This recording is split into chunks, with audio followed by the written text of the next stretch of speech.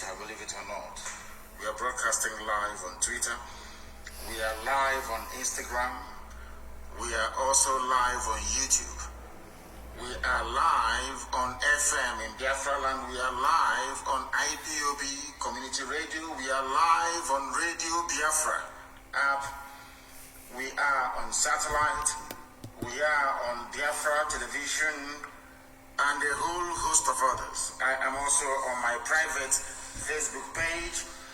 I do not want to advertise it too much because if I do, believe you me, they will do all their best to try to shut it down because Facebook in Nigeria is in the pocket of the tyrants and the pocket of the bullies and the pocket of the Fulani Janjaweed. And that is the reason why we must do everything humanly possible within our powers to ensure that the whole world listens to what we are saying because our message is unmistakable. It is very, very clear. It is about the restoration of the kingdom of heaven upon the face of this very earth for which we owe no soul an apology. Good morning, good afternoon, good evening, and good night to some of you. Wherever you are in the world, as long as you have an internet-enabled device, you ought and should be able to listen to us. And please, I welcome you this very evening from where I am. Endeavor to welcome other people as well, especially your friends, your family, those that you wish were born elsewhere but not in the damnable contraption called the Zoological Republic of Nigeria. The time now is exactly 8 minutes past 7 p.m. in the sacred land of Biafra, and by the same number of minutes past the top of the hour, regardless of where you are, I welcome all of you this very evening, morning, noon or night, depending on where you're listening to us from. My name is Mazi, Nnamdi, Kanu. I lead the largest mass movement on the face of this very earth, the nightmare of the Janjaweed. Here we speak the truth, the whole truth, and nothing but the truth. Incontrovertible, of course. Sometimes controversial, admittedly so, but incontrovertible truth. That is what we preach on this very noble platform. I'm sure right now in Abuja, everywhere is at a standstill. If you go to Asorok now, most of them are on Bicodin. Some of them are on ibuprofen. Some of them are on painkillers. Some are even taking hard drugs, I'm telling you the truth. Because they cannot fathom, they cannot understand, they cannot comprehend our tenacity, our determination, and our doggedness. They understand that very clearly. I am the director of Radio Biafra and Biafra Television, and by the very special grace of the Most High Elohim in heaven, a servant of the wonderful people of Biafra. We have gone past the stage of lamentation. We no longer lament. They kill us, they invade our homes, they do everything humanly possible to dehumanize us. But we are carrying on regardless because we are, quite frankly, unstoppable. They are incapable of stopping us. That is why this evening, regardless of where you are, you must participate. Get your pen and your paper ready. If you're a Janjaweed, you get your chalk and your slate. Because this evening we are going to lecture, we're going to teach, we're going to enlighten, we are going to bring knowledge to you. And if you are discerning, if you are the discerning type, believe you me, you ought and should be able to learn a lot this very evening. Morning, noon or night, depending on where you are. This very broadcast is going out to the whole world. Everybody's listening all over the world. Heads of governments are listening. Social media giants are listening. Everybody wants to hear what we have to say. It is a gospel, a message given to us from heaven itself, and we must preach it to the living. First of all, before we proceed, you must understand that we are in a season of prayer with intermittent fasting now and again. We are reading the book of Psalm from number 1 to 150. Today is our 7th day, and I am going to pray my prayer this evening as it is customary for us to do on this noble platform, and I'm going to pray the prayer of David from the book of Psalm, chapter 7. And I will pray in English because a lot of people are listening all over the world. I mean, a lot. Millions are listening all over the world. And I want them to follow our proceedings this very evening. very, very critical, very, very important that we do so. O Lord, my God, the creator of the heavens and the earth, we take refuge in you.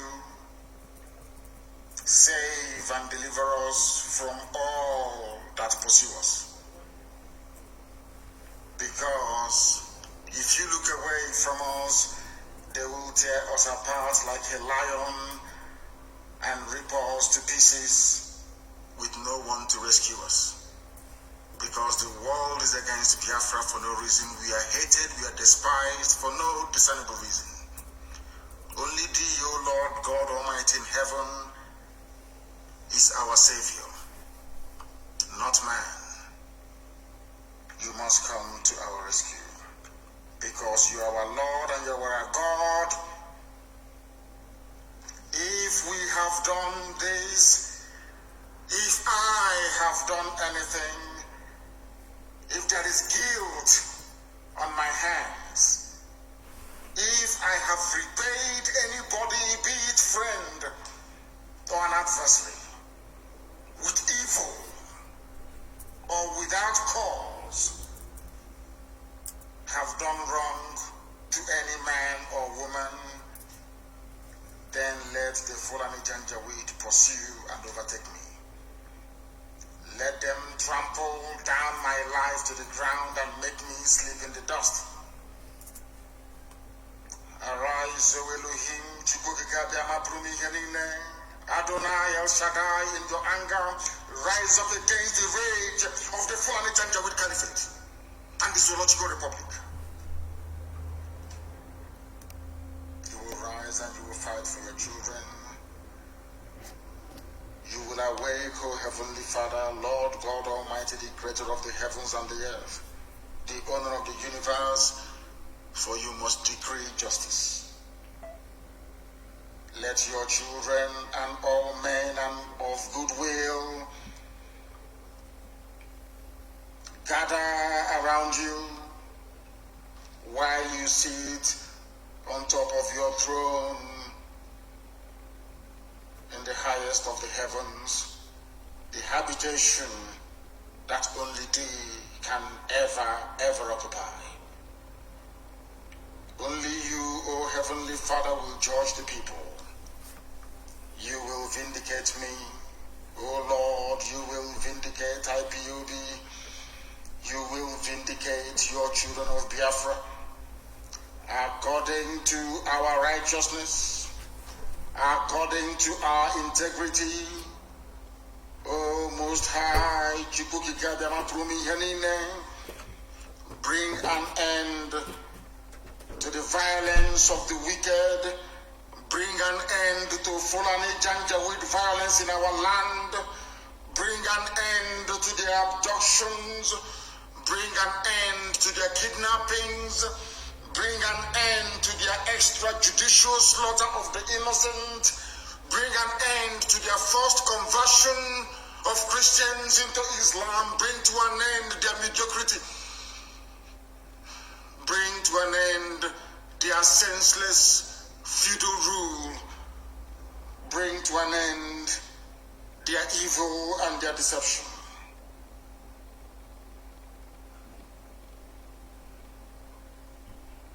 Come and secure the righteous, because only you, O God Almighty in heaven, can see in the dark. Only you know the hearts of men. You are our shield. We have nobody. Between 67 and 1970, the whole world ganged up and fought against your children.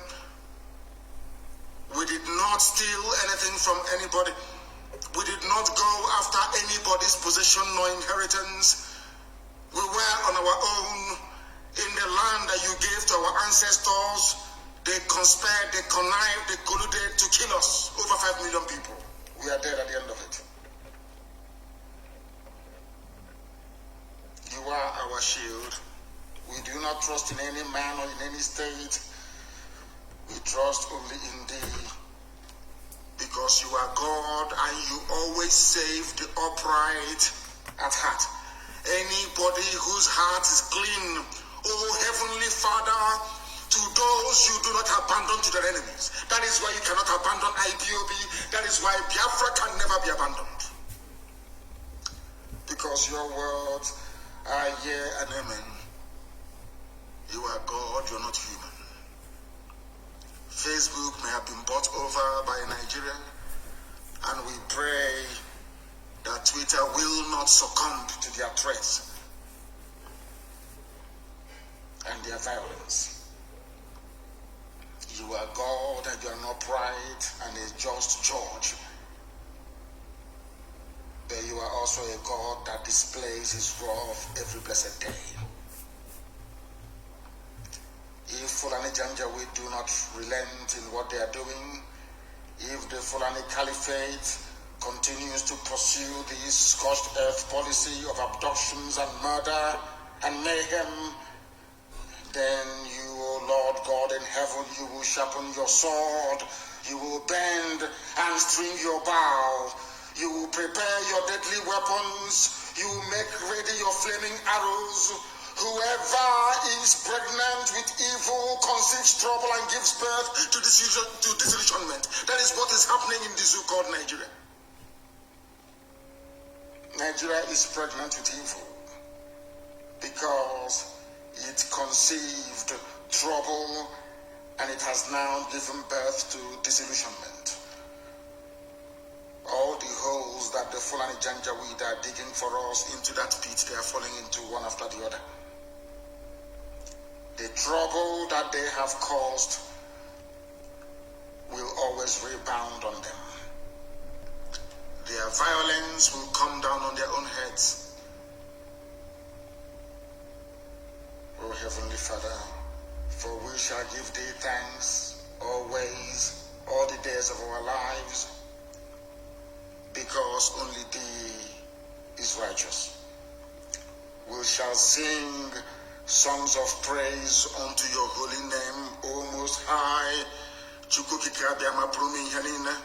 For as long as there is a child on this earth of Biafran descent and heritage, O Heavenly Father, we shall worship your name and your name alone, now and forevermore we pray. He said, that was our prayer this evening. We are now going to proceed without further hesitation to bring to you the gospel which I have been mandated by heaven to preach to the children of men. First of all, this evening, morning, or night, depending on where you are, I want to congratulate Twitter for standing up to the Fulani bullies. They are bullies, that is who they are. They came into Gobe, which is today's Sokoto. They bullied the Hausa people. In fact, they convinced Hausa people to fight themselves. At the end of the day, they became the beneficiaries. The Hausa kingdom of Gobe became Fulani Emirates, called Sokoto. Facebook, I must say, capitulated. Facebook came to Nigeria, made their headquarters in Africa, if I'm not mistaken, or is it West Africa, in Nigeria, and proceeded to receive huge sums of money. The entire staff of Facebook in Nigeria are under the payroll of the Ministry of Information and Culture. They are all compromised. Facebook capitulated because of money and threat from the dead dictator that the Fulani cabal are now ruling in his name. Therefore, I say to Almighty God, thank you very much that Twitter chose Ghana instead of Nigeria, because sometimes I imagine what would have become of Twitter had they made their headquarters in Nigeria.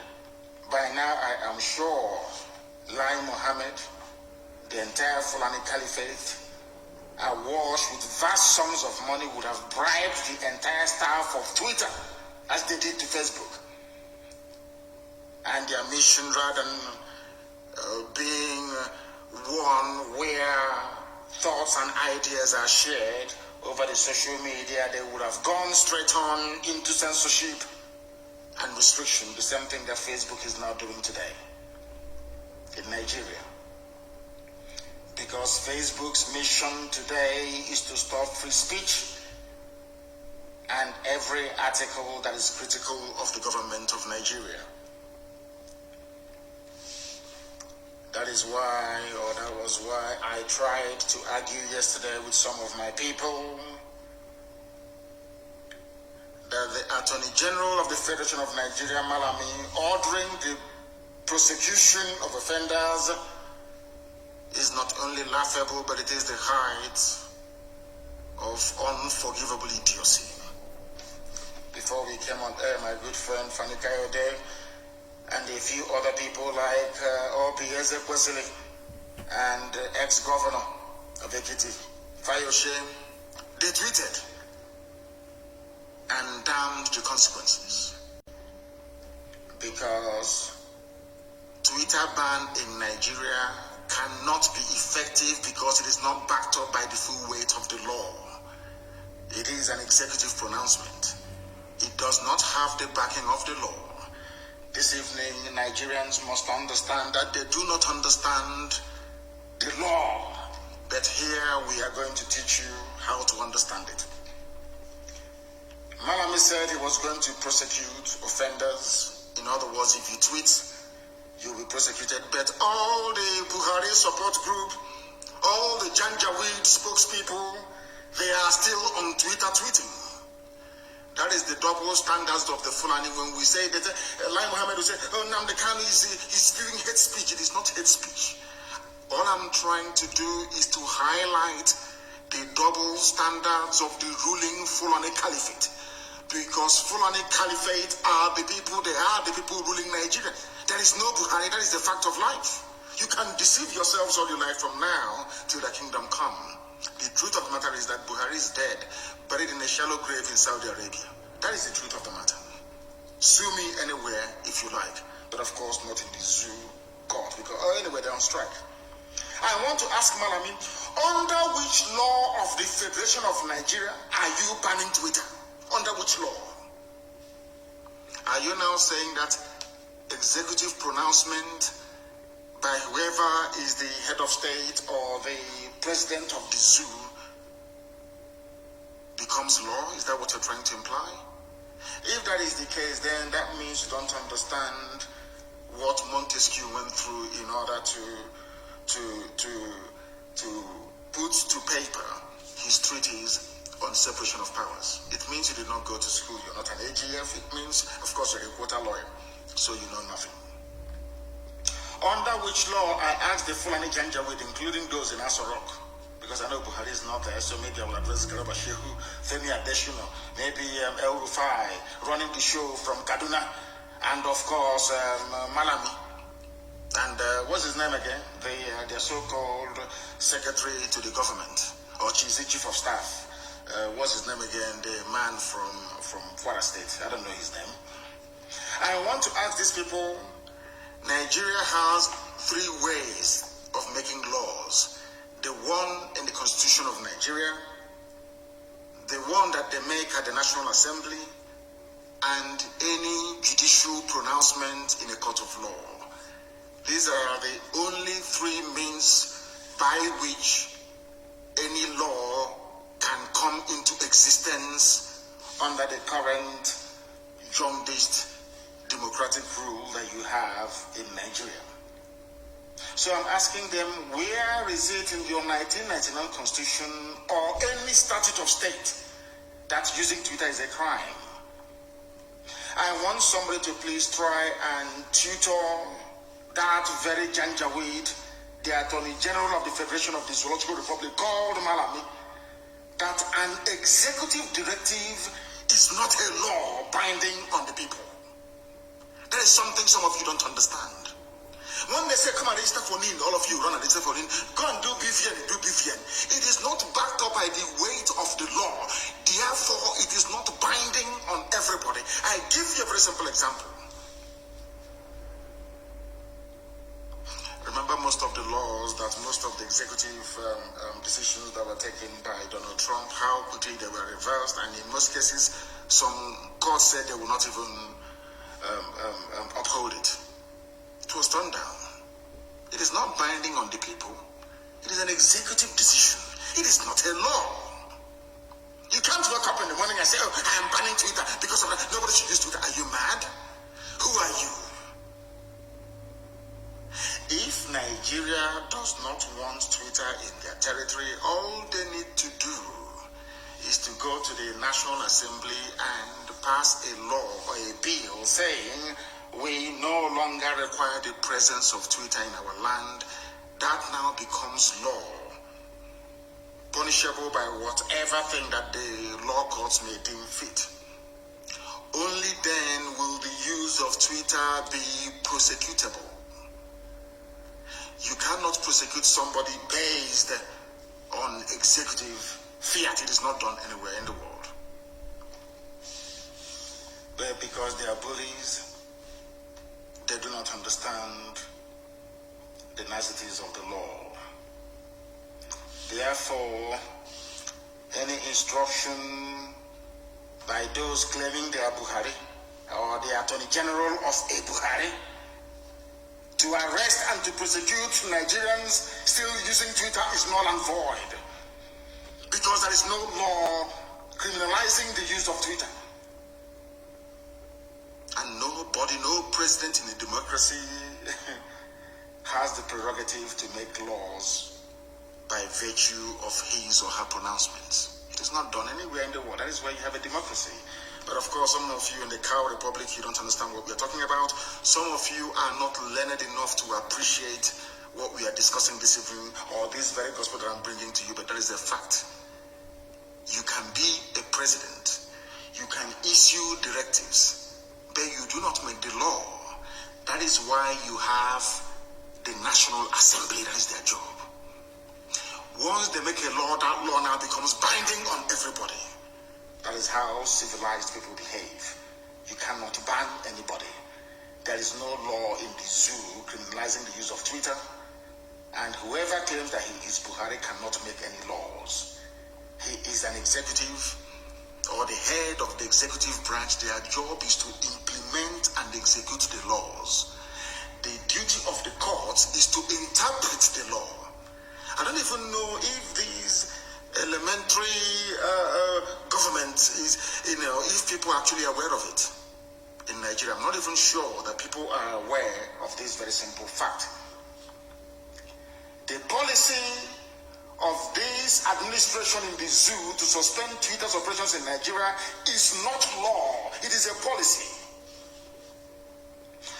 The constitution, the flawed constitution of the Federal Republic of Nigeria guarantees all Nigerians the right to free speech and freedom of association, freedom of expression.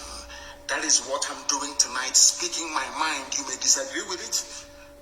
Of course, the Janjaweed will, but the majority have over the years accepted it to be gospel and a fact. That is my opinion, and I am entitled to it. Something that the Fulani Janjaweed do not understand. When I speak, they say it is hate speech. It is not hate speech. I am stating the obvious, and I'm stating all these facts. I will buttress some of them with evidence as we progress this very evening.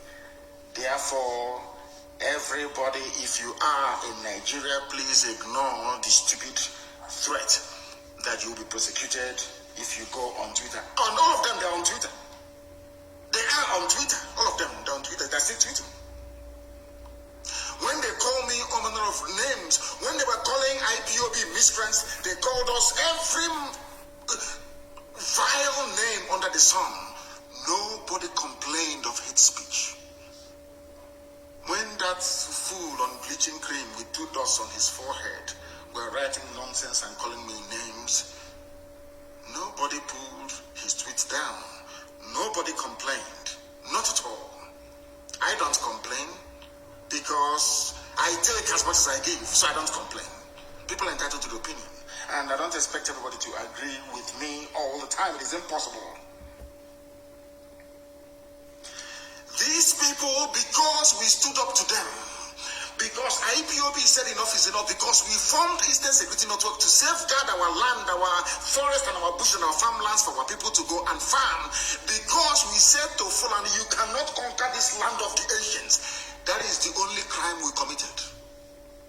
That is the only crime we committed. They went overboard. We are going to speak in the language you will understand. But Boko Haram, ISIS in West Africa, Ansaru, Miet Yala, Fulani foreign bandits, Fulani local bandits, Fulani terrorists in general, Al-Qaeda in the Maghreb. These are all terror franchise run by Fulani people in Nigeria. That is a fact. It is not hate speech. It is a fact. These people in Asorok never spoke the language that Boko Haram understood. They never spoke the language that Fulani headsmen, the same people. What I find astonishing is that these people, they will ignore the timber, the tree in their own eyes, and they will be looking for a tiny speck of dust in your own. I want to ask Fulani Janjaweed, have you dealt with Boko Haram in their own language? Did you go to the north massacring people, abducting people, killing them, basically committing genocide in broad daylight as you're doing right now in the east? The answer is no. Throughout the years of Fulani rampage through the Middle Belt, have you ever read the riot acts to them? The answer is no.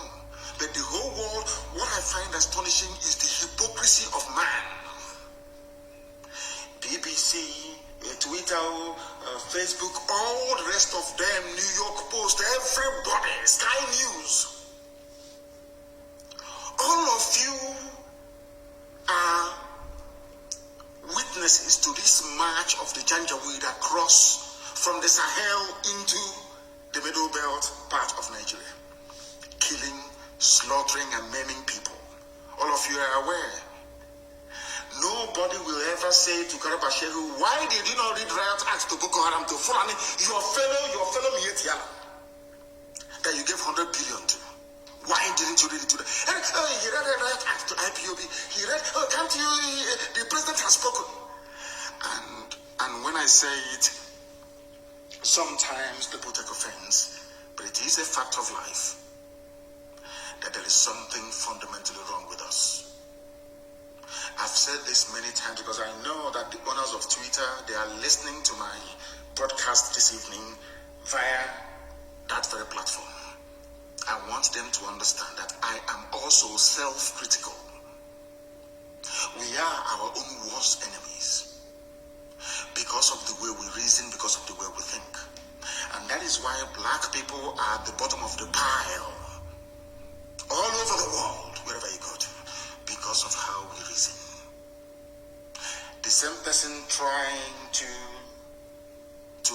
address the issue of insecurity in the East in the language they will understand, failed to address his own people in the language they themselves will understand. Now I believe that you're following what I'm saying. Please pay very close attention.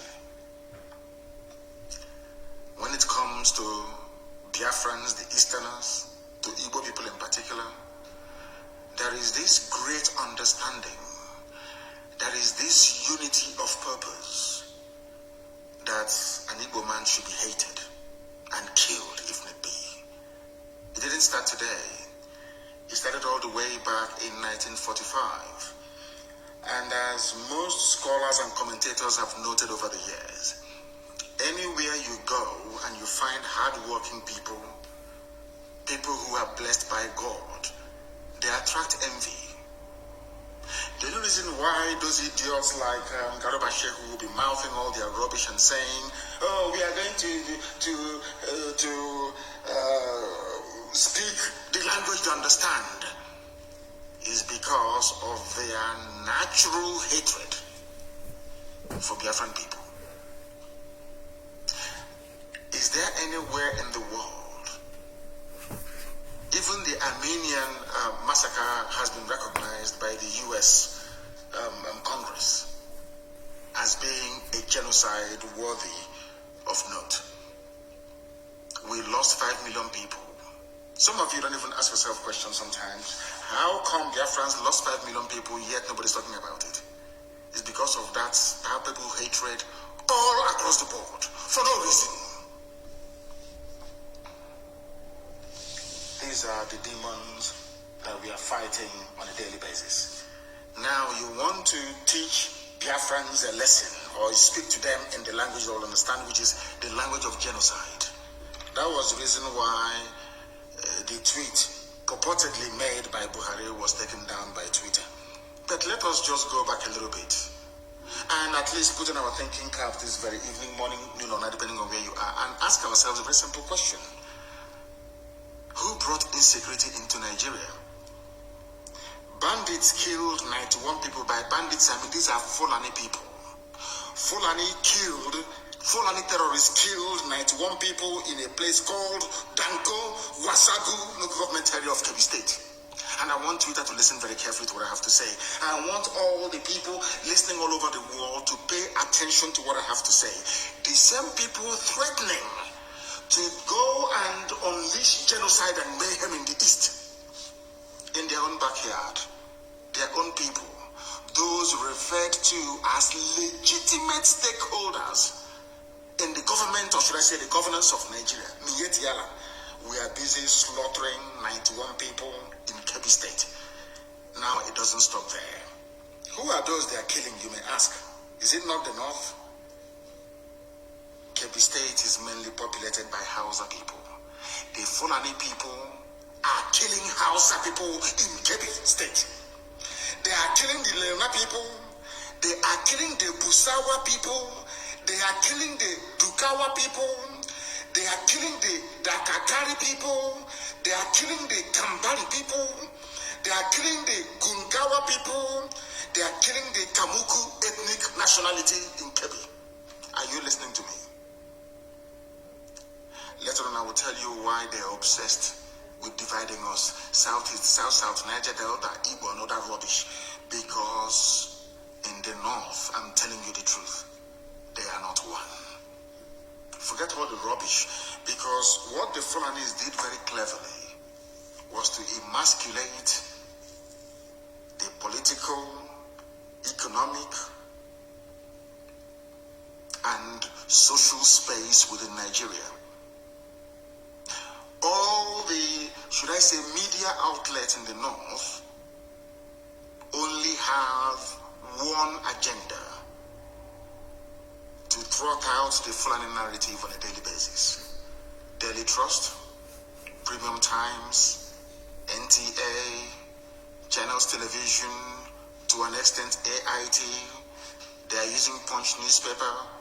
Intermittently they will use Vanguard, they will use Nation newspaper as the wheel. Now and again. In Kebbi State, as they are busy telling you about Southeast and South, Niger Delta and Igbo, Delta is not even all that rubbish. I want to tell you that in one single state in the North, the Fulani is a minority. And in that place that the Fulani people are a minority, they have gone on and killed 91 Hausa people. Are you following what I'm telling you? They have killed 91 Hausa people. You will not hear anybody ever. If it is anywhere else, they'll say, oh, they're killing Fulani. What is happening to Fulani? But Fulani went into Kebbi State, which doesn't belong to them, and killed 91 Hausa people. This happened 2 days ago. No, in fact, basically, on Saturday, very early morning on Saturday, it happened yesterday, to be honest, the 5th of June. The police command in Kebbi State on Saturday confirmed that bandits, they don't want them to be called terrorists, because once they're called terrorists, Boko Haram, ISIS in West Africa, Al-Qaeda in the Maghreb comes to mind, and Saru and Miyetti Allah will come to mind. So you know what the government of Nigeria did through Lai Mohammed, their Minister of Information? They said to media houses, do not call them Fulani terrorists anymore, just call them bandits. So that way the eyes of the people and the attention of the world will be deviated or deflected away from the real identity of these murderers and killers. It's a very simple strategy. Maybe it was Britain that advised them to do that. Maybe it's Catherine Allen that advised them to do that. I am telling the whole world only yesterday, as they were shouting about Southeast insecurity, we are going to kill, we'll bring in the army, we'll land aeroplane, we'll bomb everybody. In their own backyard, this same government is aiding and abetting the Fulani slaughter of Hausa people. It's here now, it's not very clear. Bandits kill 91 people in Danko, Wasagulu, confirmed by the police. And who confirmed it? The public relations officer, the PRO. His name is DSP Nnamdi Abubakar. He confirmed the figures and said all the victims were killed in 8 different communities in the local government area. He said 8 different communities. These are Fulani people killing Hausa people. Telling you the Hausa Fulani. That is why I keep wondering, I keep asking Nigerians all the time, what is in your brain? What sort of substance is in your brain? Is it the white matter that God created, or is it something else that is there? As they have now corralled all the media houses in the zoo to focus on the East, Fulani are busy killing Hausa people. They'll come out and they'll say, oh, we are Hausa Fulani. But behind closed doors, they are slaughtering Hausa people. It is here now. Go and ask the DSP Nnamdi Abubakar of Kebbi State. He is the public relations officer of the police in Kebbi State. He confirmed it. According to him, the command has so far recovered 88 bodies and dispatched a detachment of operatives to maintain law and order in the affected communities. There is no bombardment. Like all, no, not at all. Because they are all the Fulani, they know what they're doing. There is no bombardment. There is no shoot at sight order. There is no abduction of young men with tattoos on their body. No rape of women. No, not at all. This is in a state where 88 Hausa people were slaughtered by Fulani terrorists. Now tell me why any decent person would want to belong to such a country. I'm asking a very simple question. When Lai Mohammed complains about IPOB, Nnamdi, Kanu, this Biafra agitation, tell me why any sensible person would not agitate to be free in a country where 91 people were slaughtered and there was no mention of it by the government. What is of concern to them is a INEC building. That is what is of concern to them. Are you following me? Are you following what I'm saying? I hope that people are following what I'm saying sequentially. A country where 91 people were slaughtered only yesterday, their concern is the East. Do you see how they roll? Because Fulani has an agenda. The agenda is to conquer all of you. But some of us are so foolish and so idiotic, we don't understand what their game plan is. If they do not have it in mind to conquer all of you, how come something as massive as the slaughter of 91 people did not elicit any comment from the so-called presidency? Tell me in which country, anywhere in the world, that such idiocy. He's insightful tweet. He's inciting violence, and you are the ones committing violence. Fulani, you are the ones that killed 91 Hausa people in Kebbi State. You come to Mazi and say, "Oh, we are Hausa Fulani," but you're killing them. 88 bodies were recovered. Now, let me tell you that all the people that I mentioned earlier were being killed. The killings took place in Polo, Kimpi, Gaya, Dimi, Zitu, Rafingora, Igwenge villages, and in all Danko Wasagulo government area of Kebbi State. Are you following me?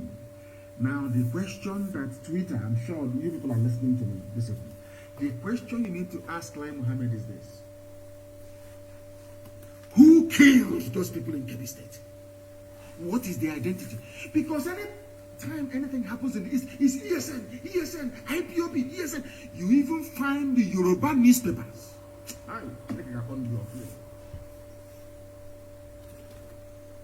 Without any investigation, they will say it's IPOB, ESN, IPOB, ESN. I want to ask Yoruba media, Yoruba journalists.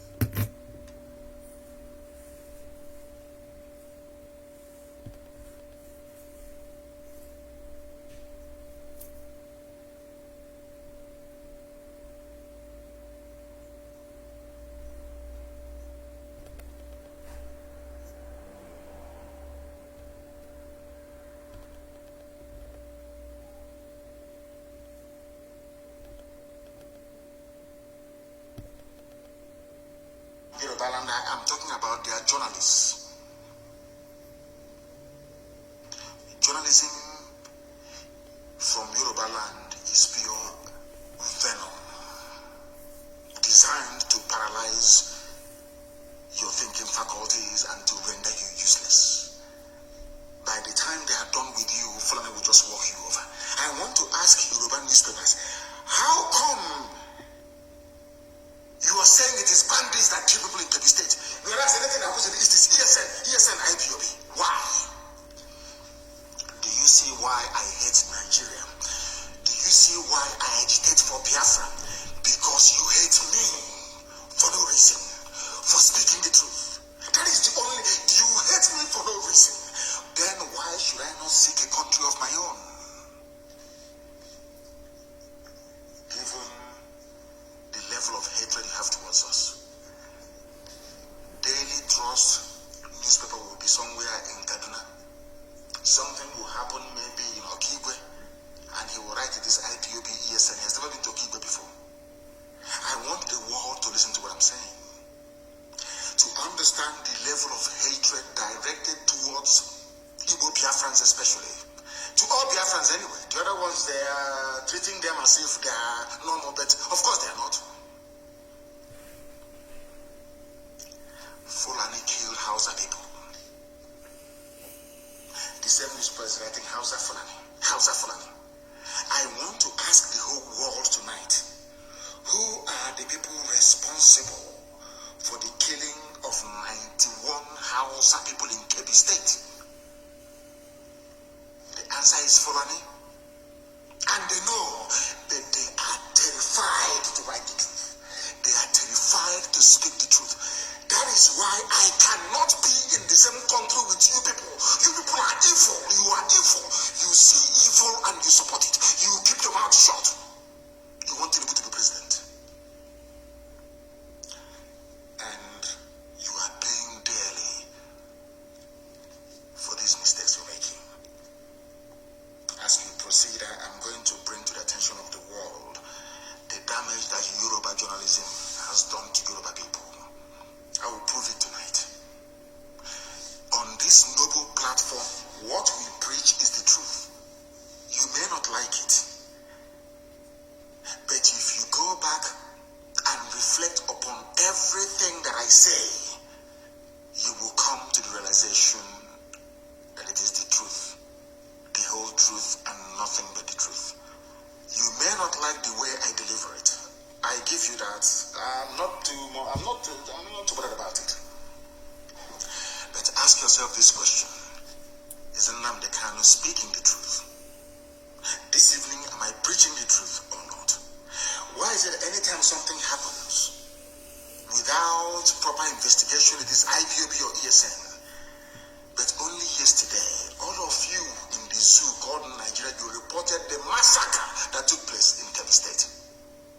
My simple question tonight is to Punch newspaper, to Nation newspaper, to Vanguard, all the rest of you that are basically trotting out the Fulani narrative every blessed day.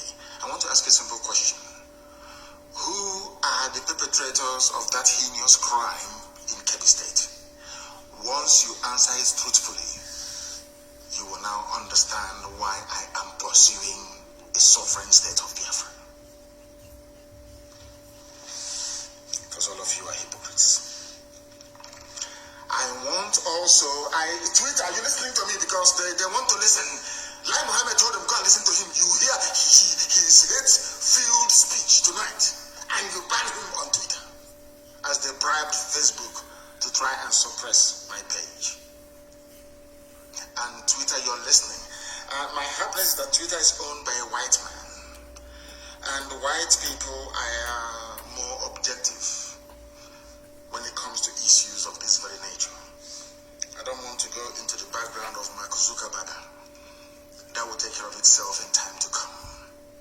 But I'm sure that the owner of Twitter is a white man.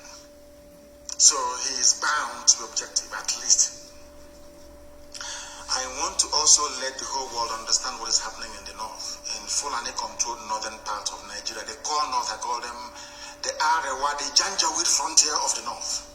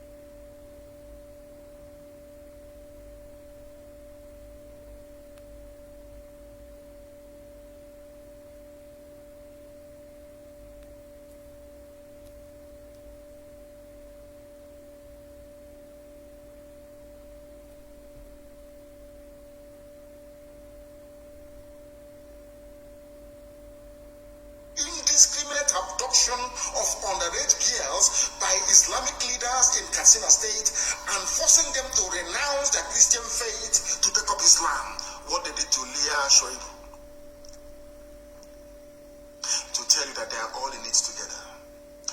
This is what I want Yoruba media to understand. I know that some of them are Muslims, I understand that very well.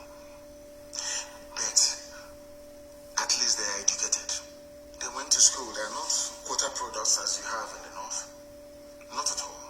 You have in the Janjaweed north, that is. Do you know what the group said? Hausa Christians, what they said. The Nigerian government must sanction the Katsina Islamic leaders for indiscriminate abduction and forceful conversion of scores of Hausa Christians, especially girls of underage, to Islam. This is according to a statement issued on the 15th of April 2021 by the Hausa Christians Foundation.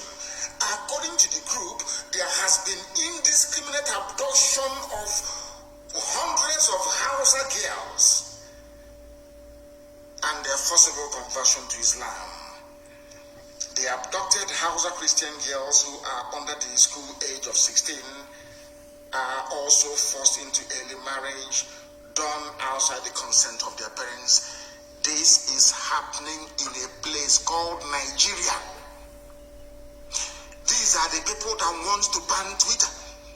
These are the people that bought over Facebook. The same people that bought over Starlink in Israel because they were carrying our signal. These people. I'm asking all of you Nigerians, for goodness sake, when will you begin to reason and to learn? They claim, are we not upholding the rule of law? So the rule of law in the north stipulates that you must abduct a little girl and forcibly convert her to Islam. This is happening, this is a report.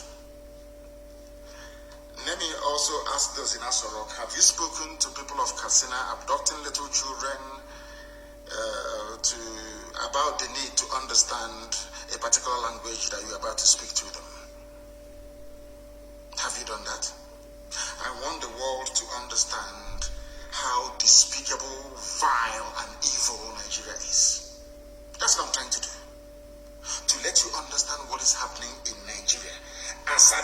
present day. People must understand the game plan of the Fulani, and I want Twitter to understand it. They will come with harassment. They will try to buy shares in Twitter. They will try to impose their own people as directors of the board of Twitter. They will try to get you to change your policies towards Nigeria. Because the Fulanis have a long-term goal. They know what they're looking for. They want the total Fulanization and Islamization of the geopolitical space called Nigeria. That's what they want. And they will never stop until they get it. They will never ever stop. This is something that I want Yoruba people to understand. This is something I want Middle Belt on. In Middle Belt, you will be taken. You'll be swallowed alive. I'm telling you, you will be taken. The only reason why this demonic Fulanization is not in full swing is because of the activities of IPOB and Eastern Security Network. That's what is stopping them.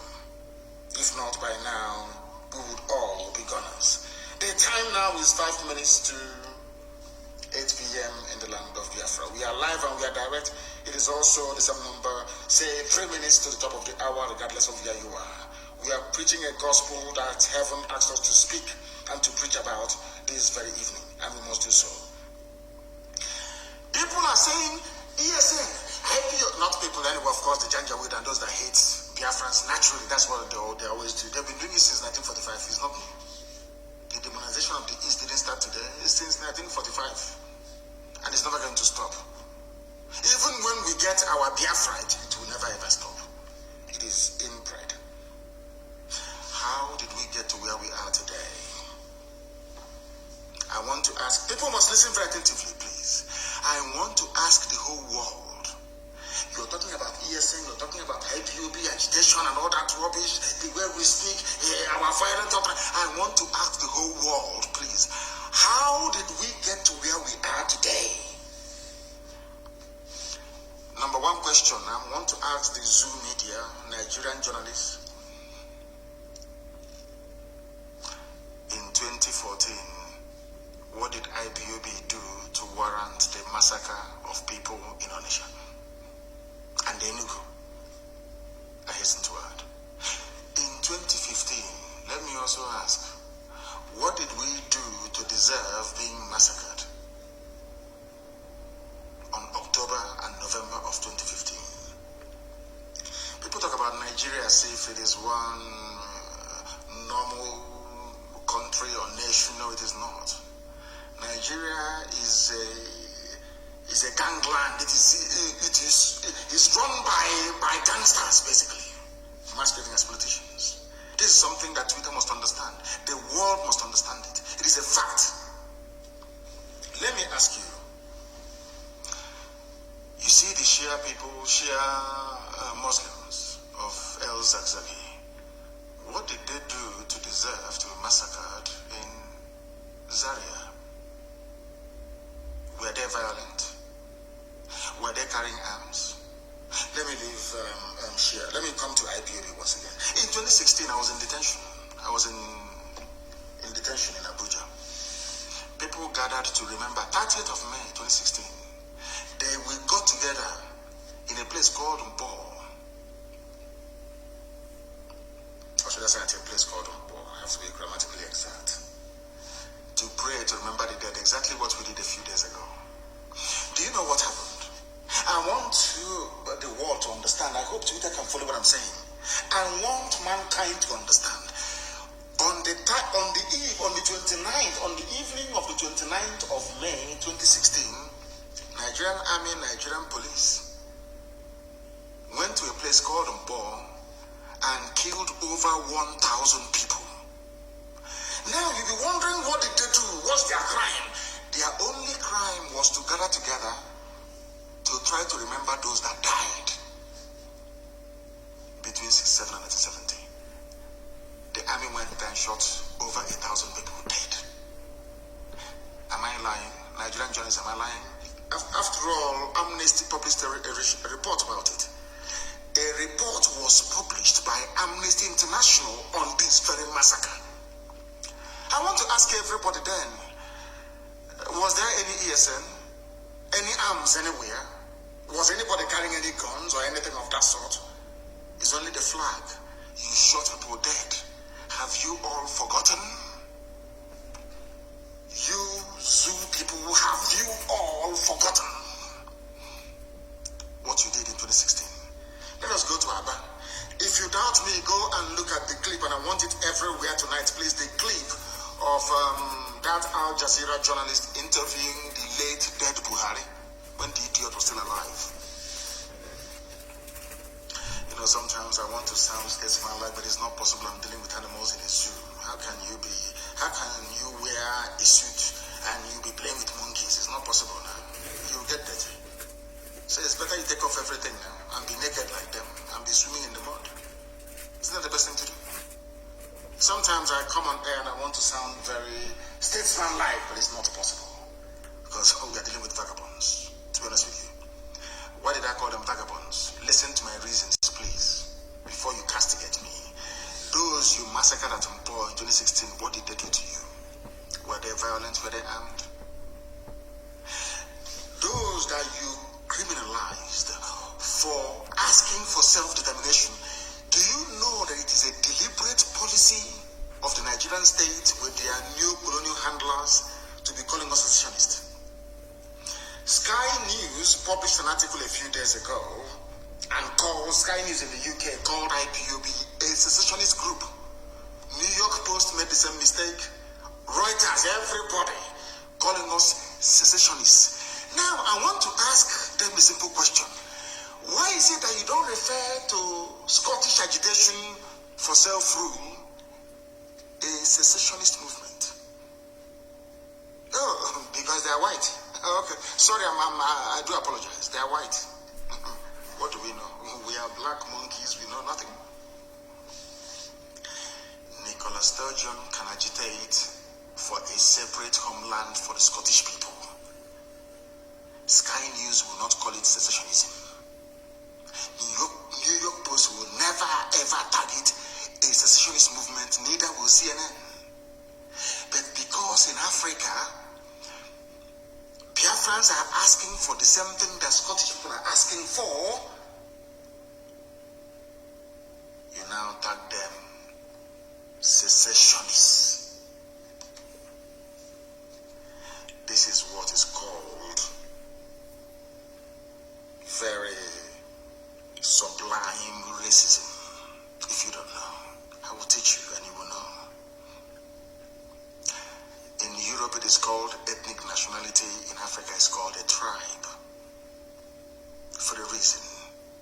I'm asking the whole world this evening, why is it that Nicola Sturgeon, the leader of the Scottish people, asking for Scottish independence makes her, they don't even have a name for her. If I ask for the something that Nicola Sturgeon is asking for, Nnamdi Kanu becomes a secessionist. How did we get to where we are today? Go and publish, please, everybody publish that very interview. I think it was Denise that was interviewing the late Buhari then. We were praying in Aba, National High School in Aba. Twitter, are you listening to me? Before they ask you to ban me tomorrow morning. So you want to understand why we are upset, why we are angry, why we address Nigeria as a zoo. I'm not telling you the reason why. Or should I say the reasons why. We gathered in Aba to pray. National High School in Aba to pray. These your newfound friends now, Nigerian police, they came, they opened fire and killed people. And I want to ask the Nigerian police that kill people, those playing inside National High School in Aba, were they carrying any guns? It's a simple question. Ibaz is that the governor of Abia State. All those people you shot dead, were they? In fact, they were even running away, your person and killing them.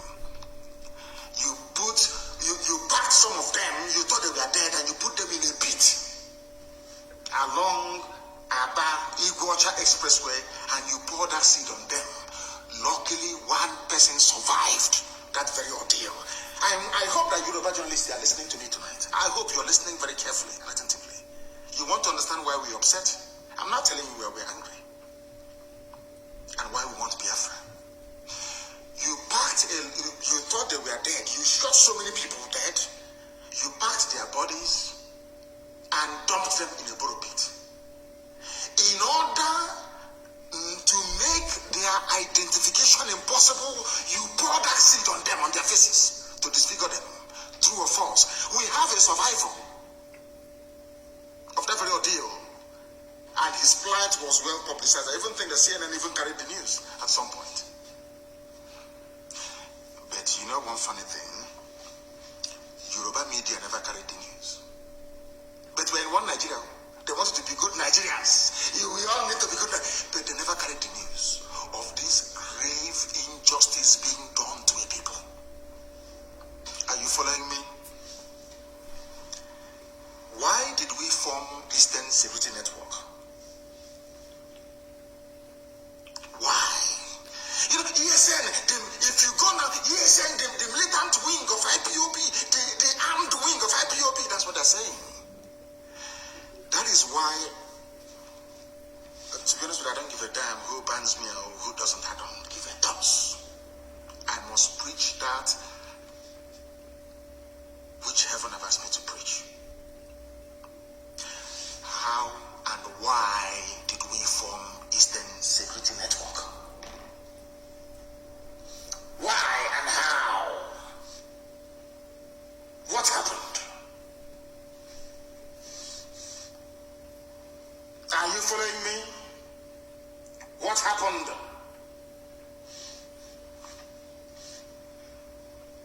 We formed, I think his name is Jack and of Twitter. Jack, the reason why we formed Eastern Security Network was because our mothers were being raped when they go to the farm. Our daughters were being slaughtered, cut into pieces. Why did we form Eastern Security Network?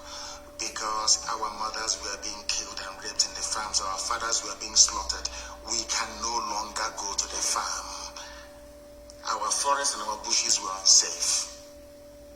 Was that not the reason why ESN was formed? I'm asking Yoruba journalists. Is it not the same reason why you formed Amoteku? Is that not the same reason why? Don't Amoteku carry pump action? Is Amoteku not armed? Is anybody remotely suggesting that Amoteku is the armed wing of Yoruba liberation movement? I'm asking this question. Now, the thing is, you people, you are Southerners, you are black people. Some of you are well read. But what I don't understand is, why do you keep gravitating towards evil? Why do Yoruba journalists always want to support evil? I can't understand it for a life. I don't know why they do that. Amoteku is armed, clashing with Fulani headsmen in your forest. Is that not correct? Anytime we drive away Fulani from our forest, you now come back to us and tell us that we are armed wing of IPOB. Forgetting the reason why we formed it in the first place. What is happening in Oyo? There is massacre going on in Oyo. I'll get to that later on. Do you know my happiness today? Yala opened their mouth and said, we are no longer in the southeast. That's what they said. And our people keep forgetting those that made it possible for these terrorists and murderers to leave our land. It is Eastern, because of Eastern Security Network. Eastern Security Network. That's the reason why. In case you don't know. IPOB made it possible. Do you know that it is only in the east, in Biafra land, that Yeti Allah openly confessed and said, we no longer have a presence there in the whole of Nigeria. Only Biafra land. Do you know why they said it? Because we drove them away from there. Eastern Security Network drove them away from there. Do you understand?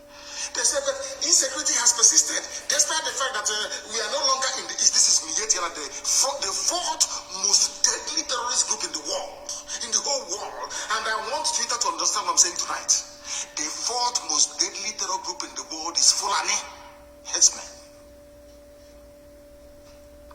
According to the Global Terror Index. Go and Google it. The only place Fulani said we are no longer moving our cattle, raping and killing people is on Biafra land. And which people made it possible? Who are the ones that made it possible? Intellectual man name, who made it possible? I'm asking you. Something that all of them couldn't have done.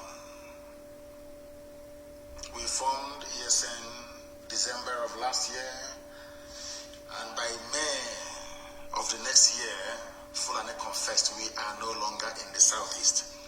Now tell me who is there killing people?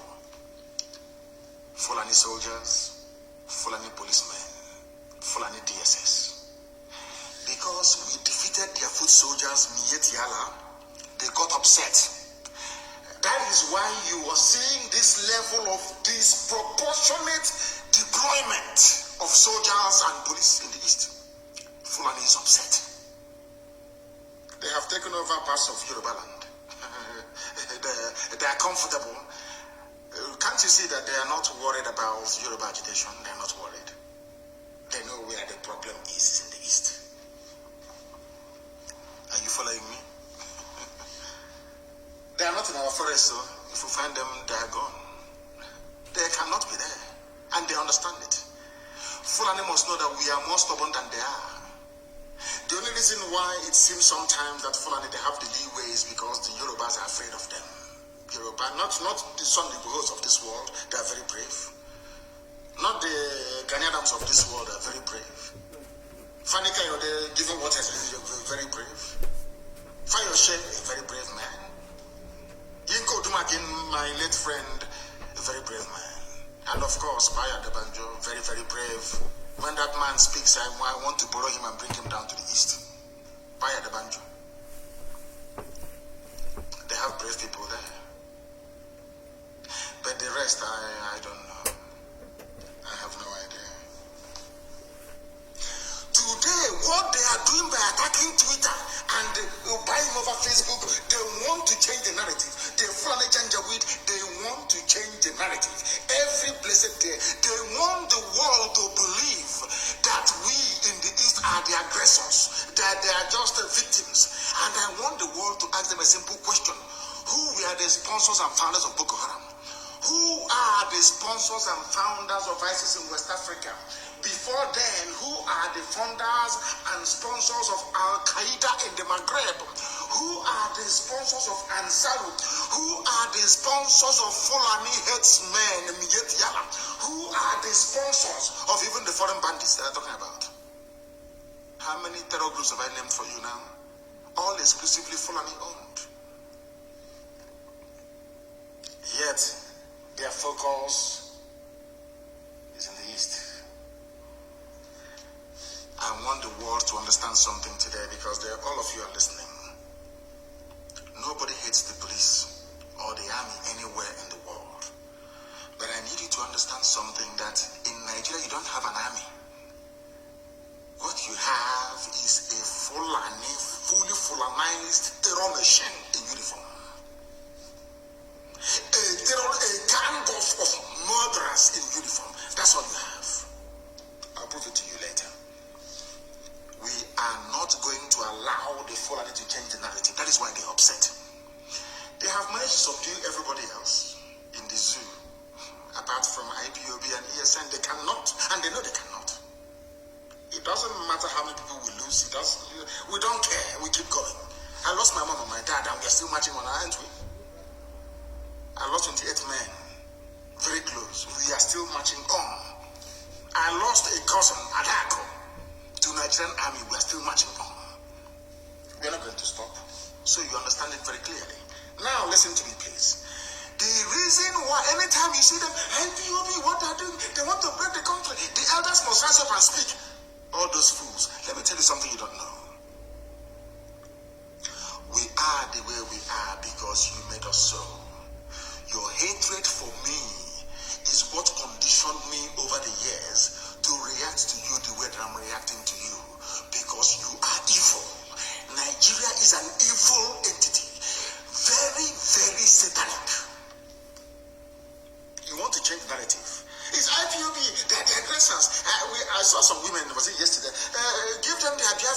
We don't want to look at murderers calling other people murderers. Can you believe such nonsense? The Fulani leaders, you cannot win. You cannot defeat IPOB. You people were the ones that established many terror organizations in Nigeria in a bid to overwhelm the country and take over the territories for your Fulani people. IPOB became a stumbling block to that very janjaweed expansionist tendency. True or false? Am I lying? You were ruling Nigeria before, doing everything you like, controlling NMPC, controlling the seaport, customs, everywhere you ever. Now, finally, because you felt that you subdued everybody else, now you can now march on with your foot soldiers into the east. Because you've taken over Yoruba land, of course, I know that very well. You came and we said, no, you can't come into this land to take it. Come and do your business and go. You said no. Now, because we defeated Miyetti Allah, you now brought in police and army with official uniform, official badge to come and kill people. And I also want to remind Twitter, because they are listening. Twitter, please. Do you know that in the Nigerian army and police there are terrorists there? Are you aware? That Nigeria actively recruited terrorists, killers and murderers and rapists, and gave them army and police uniforms. Are you aware of that? How can anybody, Yoruba journalists, how can you people in your infantile stupidity refer to Nigeria as having an army or Nigeria police? Or where are those terrorists that they conscripted into the Nigerian army and Nigerian police? Where are they? People without shame. Where are they? I'm asking you. Fulani, you want to change the narrative? Of course not. They want to put the blame of insecurity in Nigeria on IPOB. Can you believe that? Can you believe these people? Can you believe them? Can you believe these people? And luckily, as God will have it, they are slaughtering themselves in the north. But IPOB securing the east are the ones to be blamed for the insecurity in the east. There is a clip I want everybody to play, please. Hope most of them opened his mouth and said, I invited the army to come into Olo. There was nothing happening. Fulani, Hope most of them gave Fulani land in Olo to do Ruga, Fulani settlement. And we said no. We drove the Fulani murderers and terrorists away. Hope most of them now invited his friends, his masters from the north, to bring in their army and heavy machinery into Olu to kill us. That was how all these things started. All of you have forgotten. Black people in this UG, black, you have all forgotten the Genesis. The same way that all of you that are blaming Boko Haram is a terrorist group, Boko Haram, what they're doing. But when Nigerian police were busy killing their leader and killing everybody else, all of you were just there drinking Fradununu. Or doing betting on Chelsea versus Man U, or Liverpool versus Man City. Nigeria army and police will go out and commit atrocity upon atrocity. All of you will be there, you keep quiet. Any day, those people out of anger rise up and retaliate. All of you baboons and monkeys start writing rubbish. Do you know why? Because you have no conscience, you have no soul, you're a black person, you are the embodiment of evil. It's the truth. I don't care who bans whoever, whatever, I don't give a toss. I must preach the truth. Black people are wicked. By nature, very wicked people. That is why you forget the atrocities that your police and your army always commit. You forget. In a twinkle of an eye, you forget. Our army, our police. Now listen to me very carefully, please.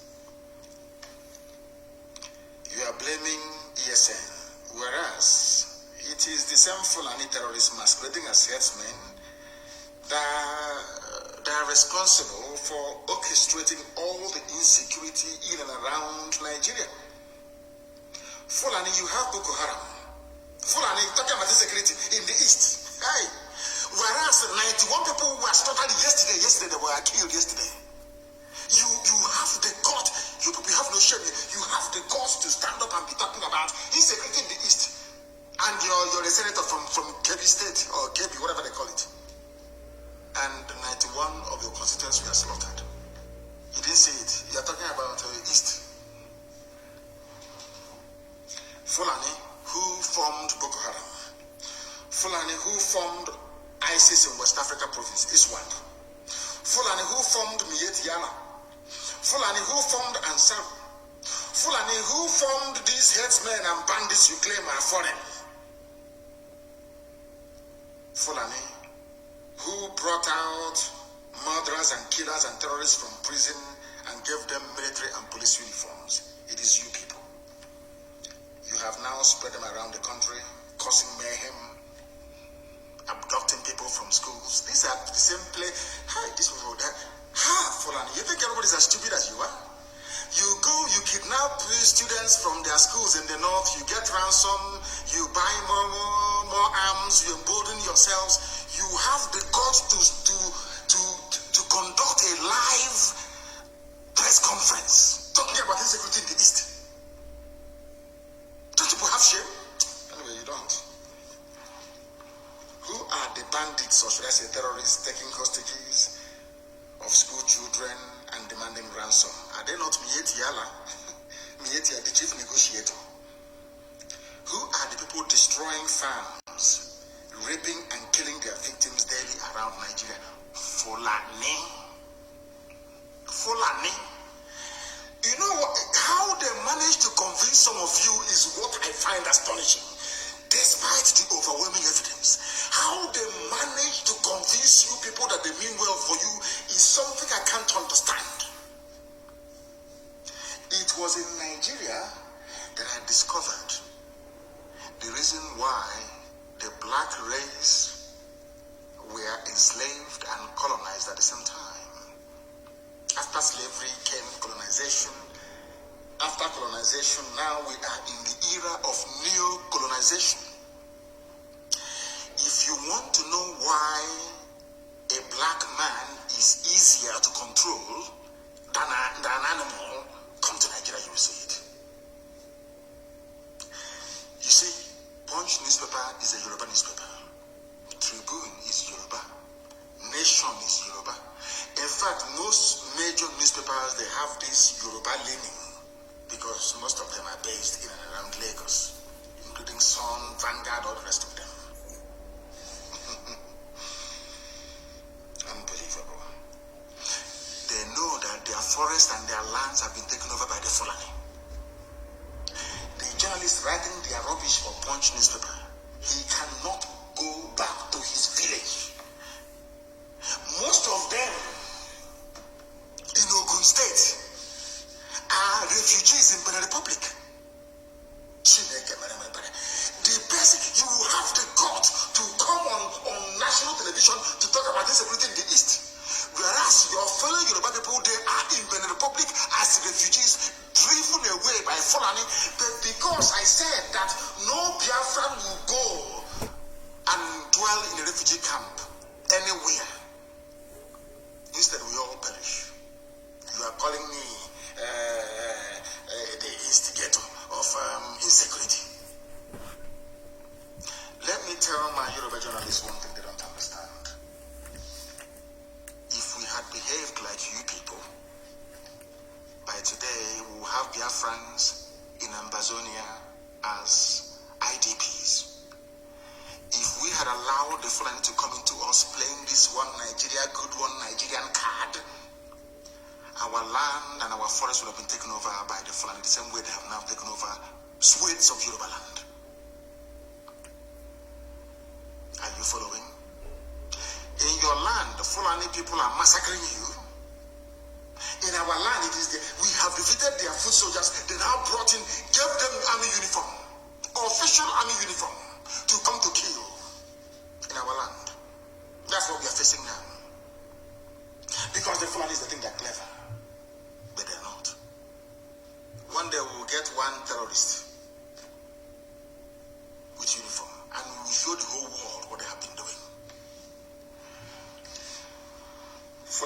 terrorists are everywhere, you must understand. They are the military and the police. Nigeria has no military, it has no police. What you have are terrorists, foreign terrorists in uniform. That's what you have.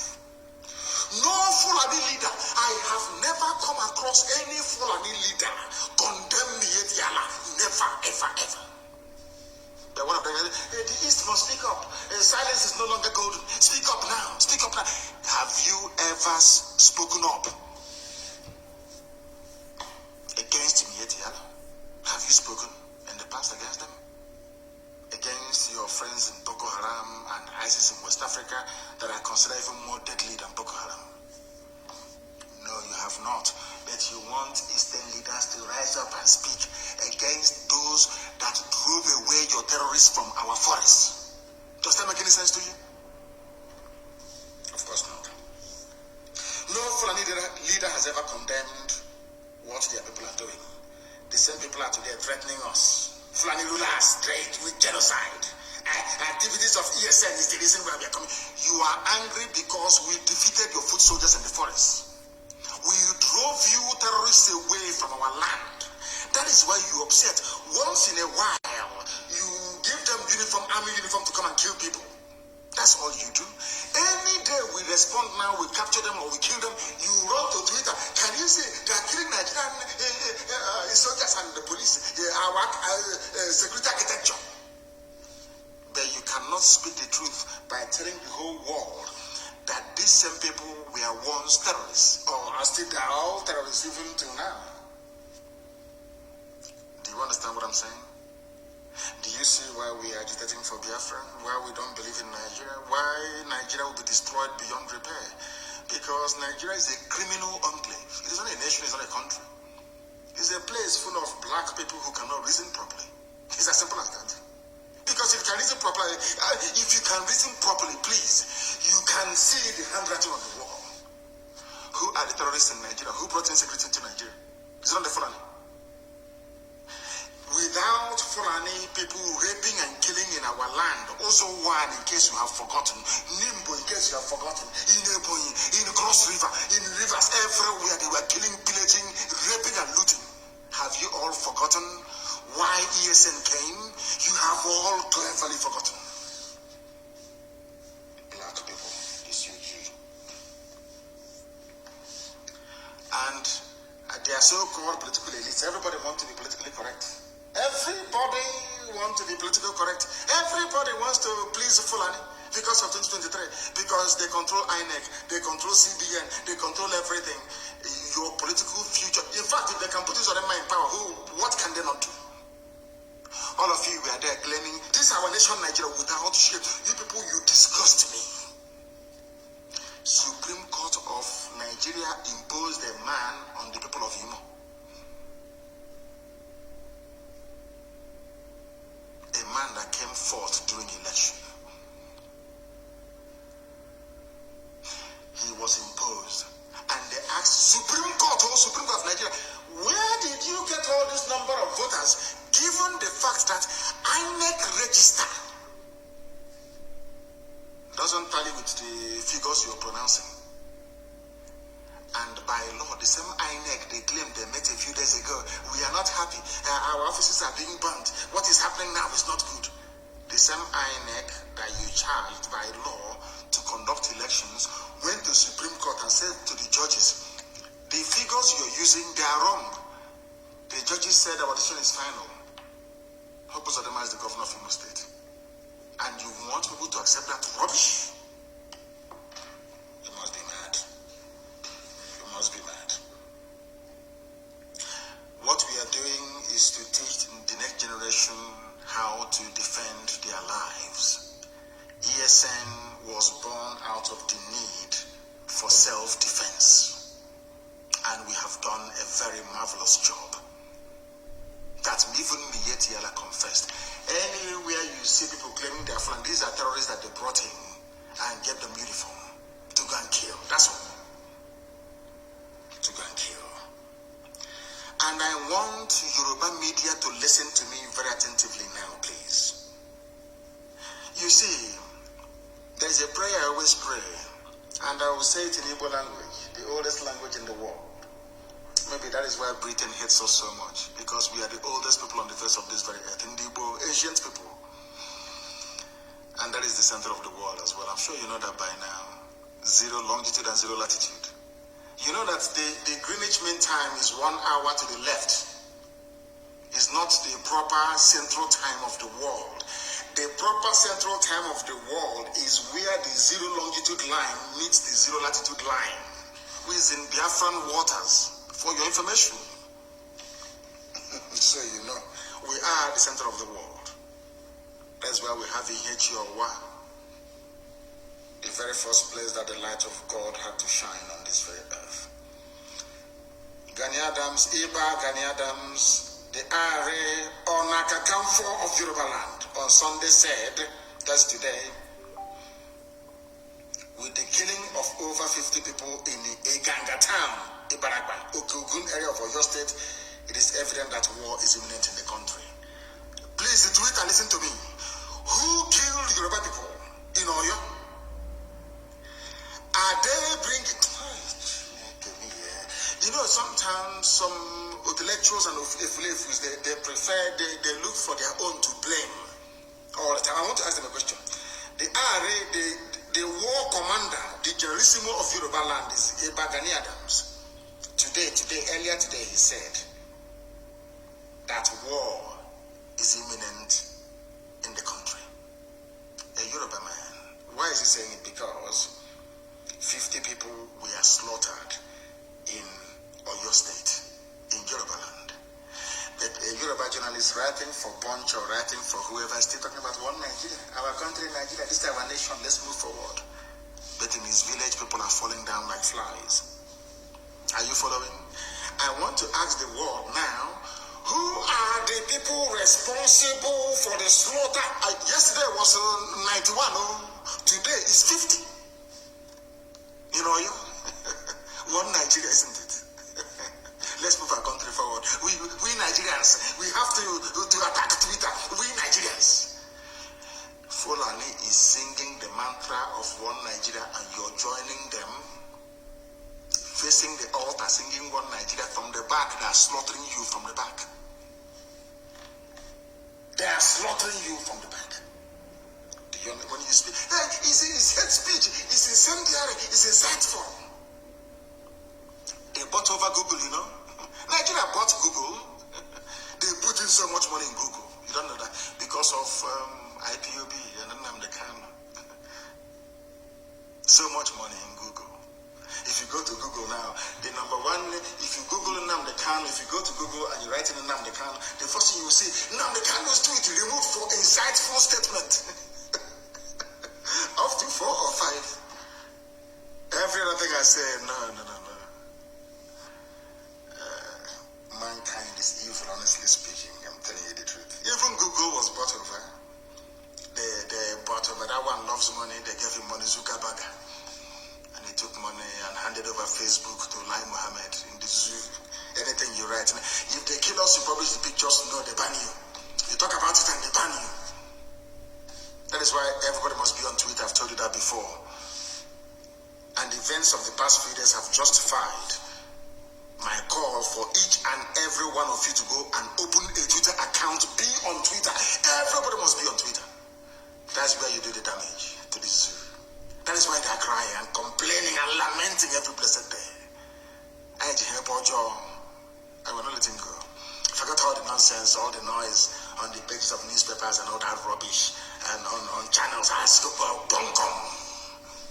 As if it will matter to us. It doesn't matter to me. It doesn't matter to me what you write, what you say, what you gossip. It's irrelevant to me. You know that very well, don't you? Gani Adams said he condemned the gruesome murder of innocent residents of the town and warned Fulani headsmen and bandits to stay away from the southwest or be ready to face stiff resistance. Tomorrow now, when maybe OPC, when they now get together to resist the Fulani, you claim that OPC is looking for war. That Fulanis are there now slaughtering them, isn't it? All of you are hypocrites.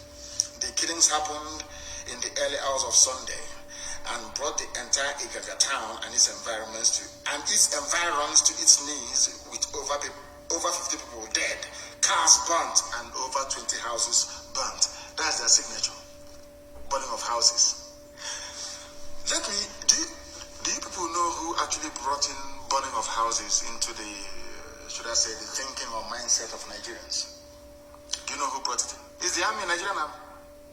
They are the ones. They go to your house, they kill you. If you escape, they burn your house down. The same barrister Joffo, they attacked his house again last night to kill him. They came, was it not last year, and burnt his house. Do you know that Nigerian army went to Fela's house in those days? People talk about unknown gunmen, unknown goat, unknown cow, unknown pig. Who started the phenomenon of unknown? Nigerian government under Obasanjo. They sent soldiers to go and kill Fela and his mom. They went to Fela's house after causing the death of the mother, of course. They burnt the place down. Nigerian army. They asked them, who did it? They said, unknown soldiers. All of you have forgotten. These are black people that don't read. You don't even know history. They asked Obasanjo, who were the people responsible for invading Fela's home? Fela and Nicola Bokuti, his home. They said it's unknown soldiers. Oh, dear me. Nigeria. You see Obasanjo tomorrow, this insecurity is getting out of hand. Obasanjo, did you not start insecurity by sending soldiers to go to Fela's house? What crime did Fela commit? He was singing and expressing his natural, his God-given right to speak his mind. Obasanjo, you today talking rubbish, insecurity, and we need the bitterness in the land. Why did you send soldiers to go and kill Fela and the mom? When they failed, they burnt the place down. Nigerian army, yes. It was Nigerian army that started this very, the concept of burning down people's houses. Nigerian army, yes. Nigerian army, yes, the army of Nigeria. Our boys, as some of you will foolishly claim now and again. They killed Yoruba people 50 yesterday. The same way they went to Benue State and killed Igbo people the other day. When we go there now to confront them, people say, hey, ESN is here. They are destabilizing the polity. They're talking rubbish. Why is it that when Fulani people are killing people, all of you are quiet? When the people rise up to retaliate, you start talking rubbish. All of you. You start writing to Twitter. Lai Mohammed was upset because he wrote to Twitter on 4 occasions for Twitter to ban my account. And Twitter said no. You don't know that? 4 times they wrote Ministry of Information and Culture, signed by Lai Mohammed to Twitter, ban Nnamdi Kanu. Twitter said no on 4 occasions. But they called Facebook. You know Facebook, they have Nigerians working for them. Bribery and corruption, gave them money. Anything you see that is Biafra, pull it down. And the idiot is doing work for Facebook, pulling all Biafran posts down in his village in Ibarak, but they have killed 50 people. I can see the gap on. I can see that hand with which you have used to write that poisonous epistle on the pages of Punch newspaper. You will put it inside your mouth and you become contaminated. Ibaraba is an example. Yoruba land is under siege by the Fulani. And you're writing about the history. I know that Ibagani Adams will do the obvious. They even destroyed the palace of the Oba of Igaga land. Oba Adewusi Olaoye. His house was not spared. And the monarch has been whisked away by the bandits. They even took a Yoruba traditional ruler, an Oba in Yoruba land, Fulani. Your friends, your friends in one Nigeria, keeping Nigeria one, moving ahead, yes? They took your Oba. Fulani bandits took your Oba. In the east, you have their soldiers disgracing our traditional rulers, as they did in the coastal region.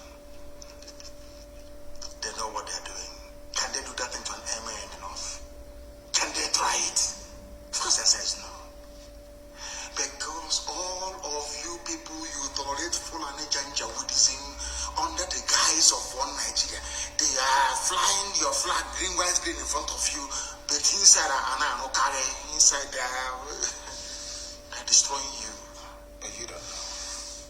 Very, very sad indeed. It's very difficult to sound presidential or to sound statesman-like when you're discussing Nigeria because the whole place is disgusting. Nigeria is disgusting.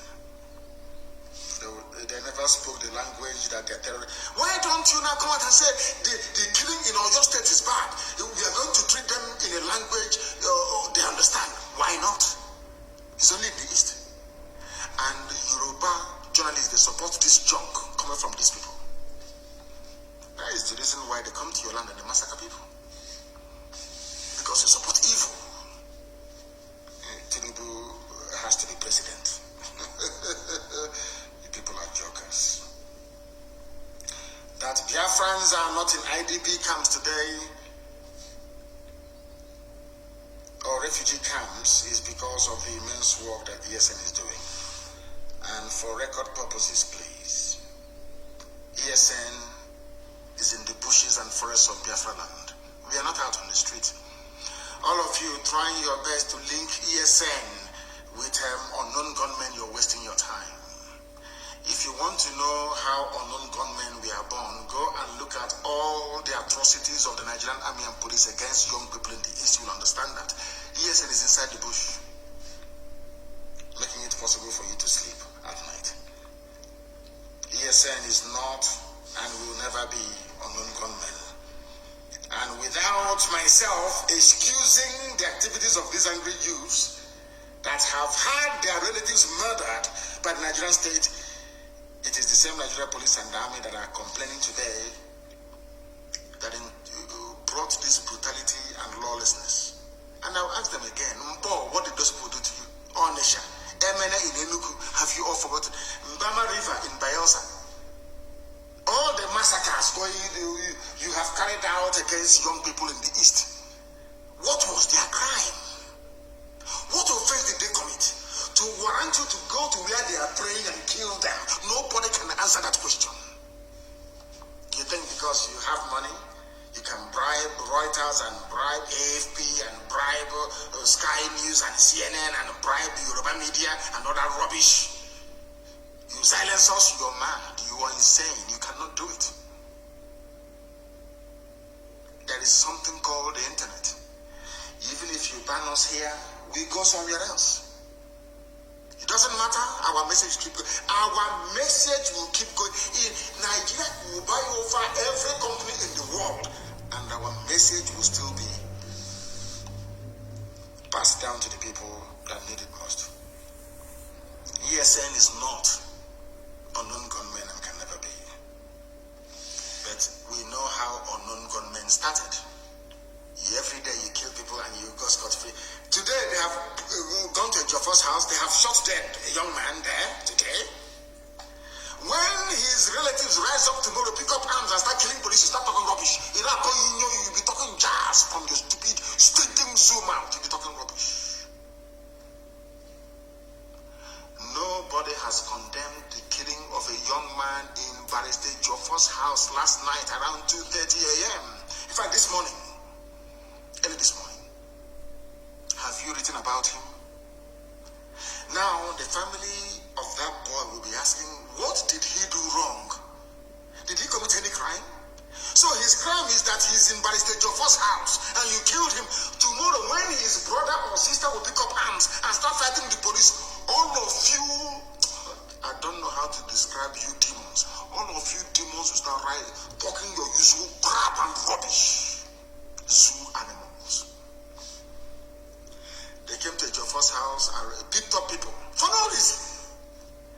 Now, Ejiofor is a barrister, registered with zoo courts and all the rest of it, doing his work as an attorney. What crime did he commit? What was his crime? I'm asking you. You want to kill him because he's Nnamdi Kanu's attorney. These are the people you want to be in the same country with. When they have an issue with you, they go and kill your lawyer.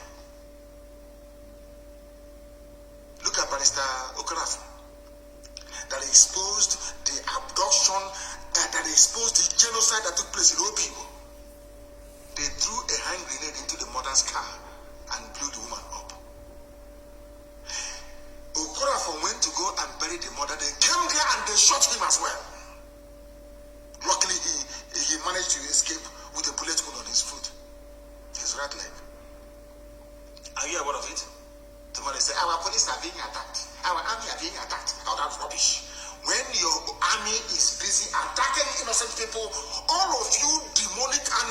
animals in the zoo called Nigeria. You call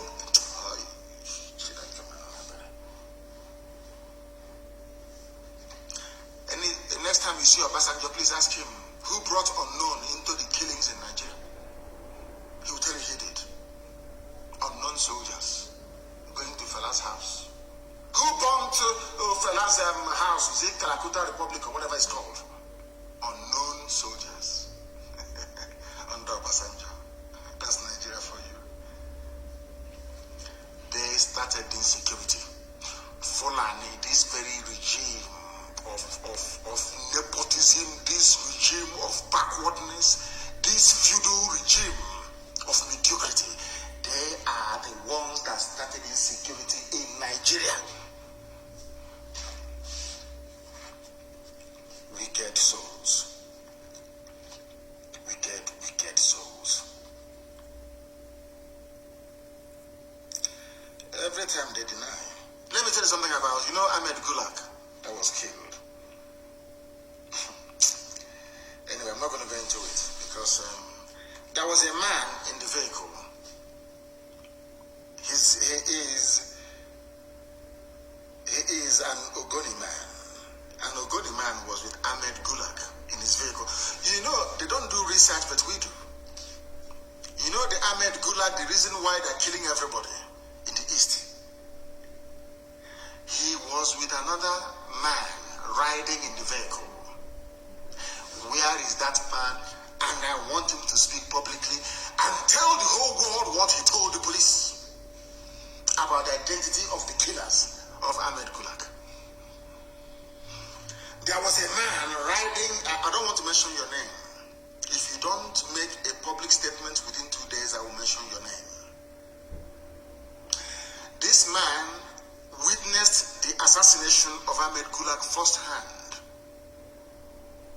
And the man said to the police, he told the IG of police, the assassins were not evil.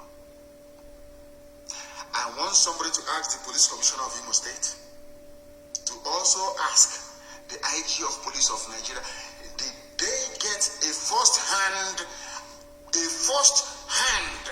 account of what happened from a man that was riding in the same vehicle with Ahmed Gulag? Yes or no? It's a simple question. Zoo journalists, they are very lazy.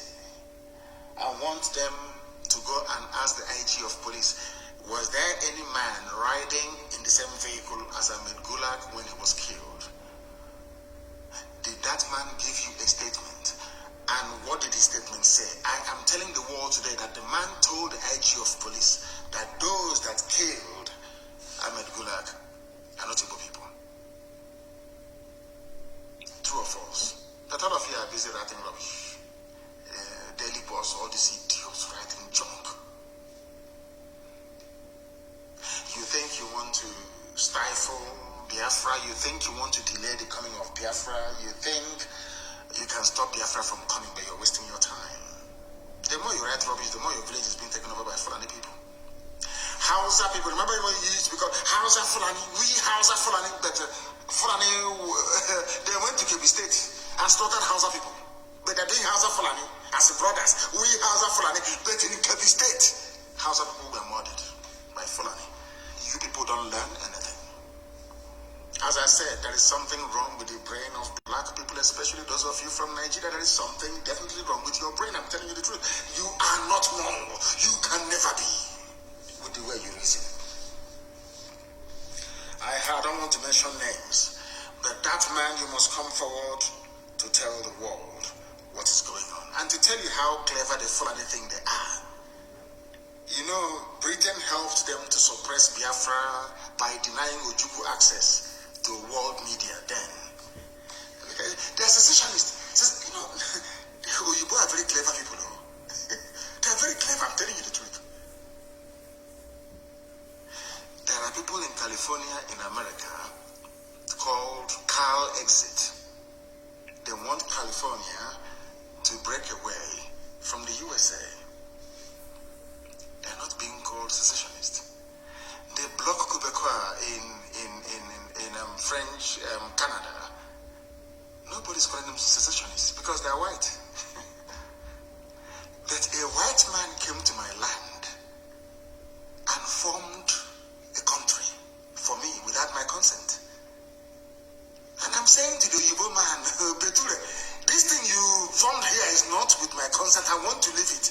He's saying I'm a secessionist. I should be killed. He is a secessionist. Kill him. Beture said I should be killed because I challenged him and I said, this thing you created here is not a country for me. I can't go to Europe to create a country for you, white man.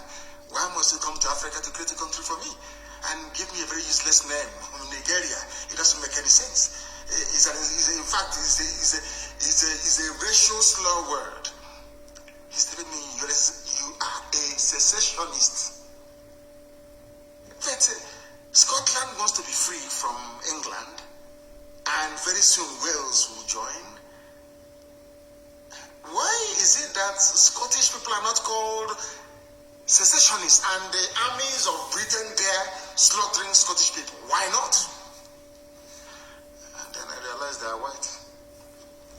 That's the way it is. No wonder people put on bleaching cream. Sometimes when you look at black people, you know the way we reason is a bit strange. You can buy one unku cream and add bleach to it and be rubbing it on your body to be white. Because I don't blame them, to be honest with you. I just don't blame them. The way we reason is quite astonishing. Nobody can ask them. Punch newspaper that hardened Yoruba or Fulani Janjaweed paper can never ask anybody. How come Nicola Sturgeon is not a secessionist? She's not being called a separatist. Why not? After all, IPOB is a peaceful movement. And all we asked for was for a referendum. The same thing that Nicola Sturgeon is asking for. But Nicola Sturgeon, a white woman, is I don't know, a Scottish nationalist. But Nnamdi Kanu is not a Biafran nationalist, but a secessionist. Because I was created by a white man. And who are you, black nigger, to say no to what a white man created? Who are you? That's the stage we're in right now. I like Michael Jackson now. I love his music. He was the greatest entertainer in the history of man. The best dancer ever. When Michael Jackson was bleaching his cream and straightening his nose, I didn't blame him. I never did. How can I blame him? With what is black misogyny? How can you stay in a country where people claim they are learning, that they went to school? They brought in somebody who did Sharia, Alekali in a local Sharia court, and made him the Chief Justice of the Federation. And all of you are there. And if I have knives, I'll cut off. If it's possible, I'll just cut off my own skin completely. Cut it off. Black people, they make me sick. Because of the way we reason. We do not reason like human beings, I'm telling you the truth. And that is why I am upset. I am as upset as I am. Do you know that the same Punch newspaper, Punch, you know, I've been mentioning their name. You will hear what will happen to them. Punch newspaper. Go and ask her. If I lay a curse on you, you're finished. Do you know that Punch newspaper published what a terrorist, the fourth most deadliest terrorist group in the world said? Secessionists, not headers, responsible for security crisis. A terrorist saying that people who are seeking, they don't even want to say that we are a group of people seeking self-determination. No, it's not for you. You're black. A white man created Nigeria. A white woman named it, gave it the name that is bearing today. Who are you, a black nigger, to go and change it? Who are you? You're black, you're a nigger. So that is why you're a secessionist. Not somebody who is agitating for self-determination. Unbelievable. Mietiana said that people asking for freedom are responsible for security crisis, not them. But they are in Benue Benue State, slaughtering people. The same people, Mietiala said that Benue is theirs by right of conquest. No DSS invited them. But today, DSS invited Father Mbaka. And some of our people are clapping. You know, the foolishness, I mean, I don't know what is wrong with some people, you know. Mbaka is a cleric. Gumi is a cleric. I won't call him Sheikh because he's not Arab, so I can call him a Sheikh. Gumi is a cleric. A scholar of the Quran. Gumi can go and sit down with murderers and killers and rapists and discuss with them. Nothing will happen to him. Father Mbaka only criticized the government and they invited him. And that is the type of country that you want me to be in with you people. You must be joking. You must be joking. Our land is under siege because we are in a state of war, undeclared war. And in the coming days and weeks, a state of emergency will be declared in our land because, and I want our people to understand this very, very clearly. I want them to understand this very, very clearly, that a meeting is being held, or will be held in Owerri, or in Enugu in the next few days, on Tuesday. I think they said that their defense minister is coming to address them with some governors and some politicians from the east. Is coming to address them. Very, very sad indeed. And under this very climate, they have declared a state of emergency already because they are killing people. They went to Ejiofor's house last night. They are killing people. And it is very, very sad indeed. They're extremely sad that they are killing people in our land. And the so-called powers that be, those they claim, we are leaders, are encouraging them to keep killing. Look at the words of George Obios. My goodness. Some people are not even fit to be fathers, talk less of being elders, I'm telling you the truth. Very, very shameful. Very, very shameful indeed. Very, very shameful. I have a very important announcement to make this evening. And if you like, you listen. If you like, don't listen. That is your business. But I must make the announcement anyway. And it is for our young men and women across Biafra land because right now we are in a state of war in Biafra land. This evening we heard that a Hercules C-130 Air Force plane landed at Sanambako International Airport and they brought in more murderers and killers, more terrorists from the Sahel to come into our land to kill us wearing police and army uniform.